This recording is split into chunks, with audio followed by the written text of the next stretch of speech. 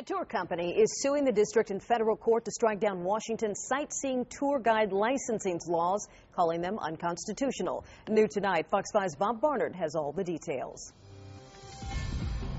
Friday night in the nation's capital, a perfect time to explore the city by bus, Segway, or pedicab.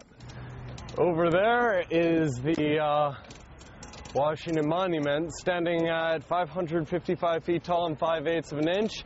According to D.C. law, bicycle riding tour guides like James Houston. Now over here is the American History Museum. And ones leading sightseeing groups by Segway must first obtain a $200 license, a regulation now being challenged in court.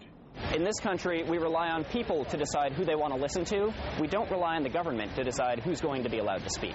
Robert McNamara has filed suit in federal court in Washington on behalf of Segs in the City, one of 3 sightseeing by Segway companies now operating in Washington. If a tour guide wants to guide people through the city while talking about the New York Yankees, that's perfectly legal.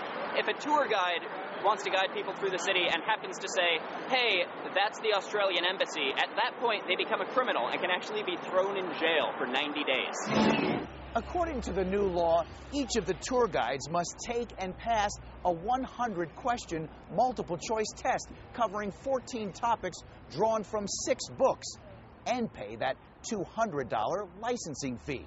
What's on the test? Questions about the city's architecture, the city's geography, the city's history, or, my personal favorite, the city's regulations. Our attempts to get the city's side of this story were unsuccessful tonight. The plaintiffs say they've got the Constitution on their side. The First Amendment protects your right to communicate for a living, and that's true whether you're a journalist, a stand-up comedian, or a tour guide.